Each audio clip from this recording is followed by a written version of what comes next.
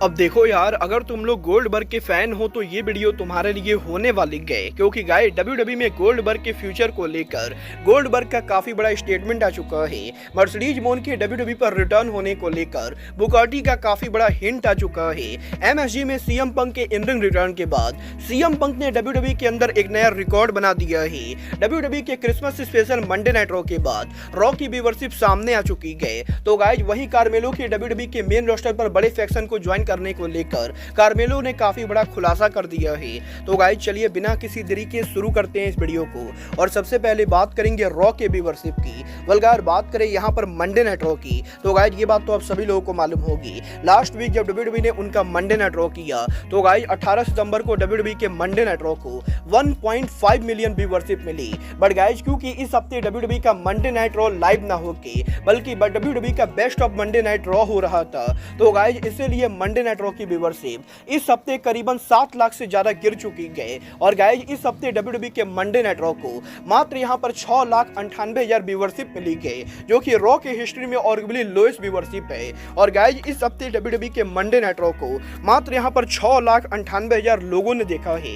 Well guys देखना बहुत ही दिलचस्प होने वाला है कि डब्ल्यूडब्ल्यूई के अगले हफ्ते मंडे नाइट रॉ को कितनी व्यूअरशिप मिलती है। बट गाइस चलिए फिलहाल आगे बढ़ते और बात करते हैं डब्ल्यूडब्ल्यूई में सीएम पंक के फ्यूचर की। वेल गाइस एमएसजी में कल यहां पर सीएम पंक के इन रिंग रिटर्न करने के बाद सीएम पंक ऑलरेडी काफी सारे रिकॉर्ड बना रहे गए, जहां पर सीएम पंक के लाइव इवेंट पर 9 सालों के बाद पहली बार रसल करने की वजह से जहां यहां पर एमएसजी का डब्ल्यूडब्ल्यूई का लाइव इवेंट डब्ल्यूडब्ल्यूई हिस्ट्री का सबसे ज्यादा सक्सेसफुल लाइव इवेंट बन चुका है। तो गाइस वहीं सीएम पंक के एमएसजी में रसल करने के बाद अब डब्ल्यूडब्ल्यूई के बैक स्टेज के ऊपर डब्ल्यूडब्ल्यूई के ऑफिशियल सीएम पंक से काफी ज्यादा हैप्पी गए, क्योंकि गाइस कल यहां पर लाइव इवेंट के ऊपर सीएम पंक ओरिजिनली जो गियर पहनकर रसल करने वाले थे, डब्ल्यूडब्ल्यूई के डिजाइनर ने उस गियर को खराब कर दिया था। और गाइस सीएम पंक के गियर के ओवरसाइज होने की वजह से सीएम पंक ने कल यहां पर लाइव इवेंट पर वो गियर नहीं पहना जो यहां पर ओरिजिनली वो पहनने वाले थे। और गाइस इसके बावजूद भी सीएम पंक ने डब्ल्यूडब्ल्यूई के लाइव इवेंट के ऊपर नॉर्मल ब्लैक गियर पहन के एमएसजी के अंदर परफॉर्म किया था। और गाइस सीएम पंक के इस काइंड बिहेवियर की वजह से बैक स्टेज पर डब्ल्यूडब्ल्यूई के मैनेजमेंट काफी ज्यादा खुश है। बट गाइस इसके अलावा डब्ल्यूडब्ल्यूई के लाइव इवेंट के ऊपर कल यहां पर जिस तरीके से सीएम पंक ने पूरी तरह से रसल किया है, उन सभी चीजों को देखकर डब्ल्यूडब्ल्यूई के मैनेजमेंट काफी हैप्पी गए। और गाइस डब्ल्यूडब्ल्यूई के अंदर सीएम पंक के एमएसजी में रसल करने के बाद जब यहां पर CM Punk back stage area पर पहुंचे थे, तो गाइस डब्ल्यूडब्ल्यूई के बैक स्टेज के ऊपर हर कोई सीएम पंक को कांग्रेचुलेट कर रहा था। और गाइस डब्ल्यूडब्ल्यूई कंपनी इस चीज को देखकर काफी हैप्पी गए कि सीएम पंक रिंग के अंदर किस तरीके से परफॉर्म कर रहे थे। और गाइस मजेदार बात तो ये है कि नॉर्मली डब्ल्यूडब्ल्यूई के लाइव इवेंट के ऊपर डब्ल्यूडब्ल्यूई के अंदर जो भी मैचेज होते गए, उन मैचेज को डब्ल्यूडब्ल्यूई कंपनी कभी भी ब्रॉडकास्ट नहीं करती गए। बट गाइस क्योंकि सीएम पंक का मैच 9 सालों के बाद पहला मैच था, तो गाइस इसीलिए डब्ल्यूडब्ल्यूई कंपनी ने एमएसजी के अंदर सीएम पंक के इस मैच को रिकॉर्ड भी किया है। और गाइस पॉसिबली आगे चल के डब्ल्यूडब्ल्यूई के यूट्यूब चैनल या डब्ल्यूडब्ल्यूई के स्ट्रीमिंग सर्विस के ऊपर सीएम पंक के इस मैच को डब्ल्यूडब्ल्यूई ब्रॉडकास्ट करने वाली है। वेल देखना बहुत ही दिलचस्प होने वाला है कि एमएसजी में सीएम पंक के पहले मैच के बाद अब डब्ल्यूडब्ल्यूई में 30 दिसंबर को सीएम पंक के अगले मैच में क्या होता है।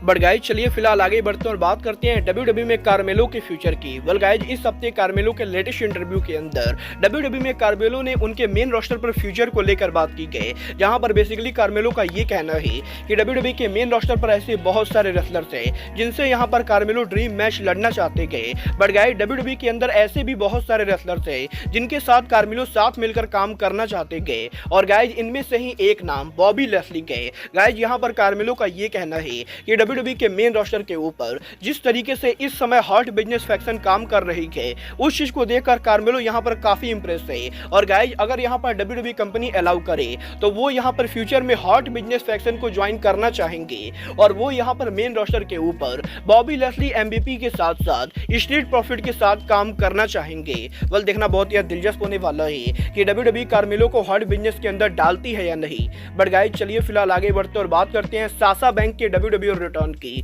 वेल ये बात तो हम सभी लोगों को मालूम है, डब्ल्यूडब्ल्यूई के upcoming royal rumble pay per view के ऊपर साशा बैंक के रिटर्न के काफी सारे रूमर चल रहे गए। और गाइस यही साशा बैंक के रिटर्न के सभी रूमर्स के बाद अब इस हफ्ते डब्ल्यूडब्ल्यूई के commentator and hall of famer Bugatti के लेटेस्ट पॉडकास्ट के ऊपर बुगाटी ने लगभग इस चीज को कंफर्म कर दिया है कि साशा बैंक डब्ल्यूडब्ल्यूई के रॉयल रंबल पर रिटर्न कर रही है। और गाइस साशा बैंक का ये कहना है कि बुगाटी का ये कहना है कि डब्ल्यूडब्ल्यूई के अंदर सीएम पंक और डब्ल्यूडब्ल्यूई के इतने ज्यादा हिट होने के बाद भी अगर यहाँ पर सीएम पंक WWE पर रिटर्न कर सकते गए तो गाइस साशा बैंक भी डेफिनेटली WWE पर रिटर्न कर सकती गए। और गाइस बुकर टी ये 100% बिलीव करते गए कि WWE के रॉयल रंबल पे पर व्यू से पहले WWE और साशा बैंक के बीच में कॉन्ट्रैक्ट नेगोशिएशन होगा।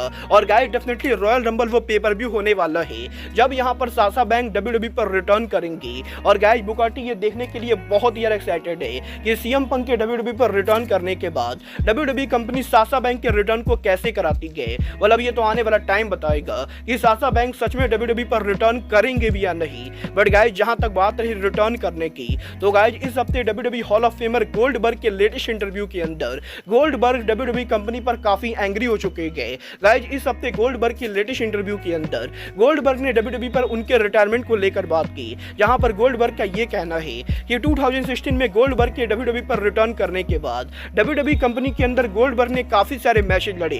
बट गाइस यहाँ पर एक टाइम के ऊपर गोल्डबर्ग WWE कंपनी से रिटायर होना चाहते थे। और गाइस गोल्डबर्ग ने विंस मैकमैन से ये कहा था कि वो यहाँ पर WWE के अंदर उनका आखिरी मैच रेसल करना चाहते थे, जिसके जवाब में विंस मैकमैन ने गोल्डबर्ग से ये कहा था कि अगर यहाँ पर गोल्डबर्ग सऊदी अरबिया के अंदर रोमन रेंस से क्राउन ज्वेल के ऊपर मैच को रेसल करते गए और अगर यहाँ पर गोल्डबर्ग सऊदी अरबिया के अंदर रोमन रेंस से मैच को नीट एंड क्लियर हार जाते गए तो गाइस विंस मैकमैन गोल्डबर्ग को WWE के अंदर रिटायरमेंट मैच देंगे। और गाइस विंस मैकमैन के ऐसा कहने के बाद गोल्डबर्ग ने यहाँ पर विंस मैकमैन की बातों को मान लिया था।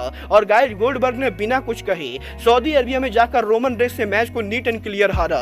बट गाइस इसके बाद जब यहाँ पर गोल्डबर्ग ने विंस मैकमैन से रिटायरमेंट मैच को लेकर बात की तो गाइस विंस मैकमैन ने इस चीज को लेकर कोई भी जवाब नहीं दिया। और गाइस यहाँ पर गोल्डबर्ग का ये कहना है कि विंस मैकमैन ने गोल्डबर्ग से झूठा प्रॉमिस करके गोल्डबर्ग को रिटायरमेंट को लेकर झांसा दिया था और वो यहाँ पर विंस मैकमैन को बिल्कुल भी पसंद नहीं करते गए। वेल गाइस गोल्डबर्ग के इंटरव्यू से ये तो बिल्कुल ही क्लियर हो चुका है कि वो यहाँ पर WWE पर रिटर्न नहीं करना चाहते गए। और गाइस अब पॉसिबली AEW वो कंपनी हो सकती गए जहां पर गोल्डबर्ग पॉसिबली उनका रिटायरमेंट लेंगे। वेल आपको क्या लगता है गोल्डबर्ग को WWE की जगह AEW पर जाना चाहिए या नहीं? आप लोग मुझे कमेंट करके बताइए। बट गाइस अब आज के इस वीडियो में बस इतना ही। मैं मिलता हूं आपसे अपने अगले वीडियो में। बट गाइस तब तक के लिए goodbye, good night and bang.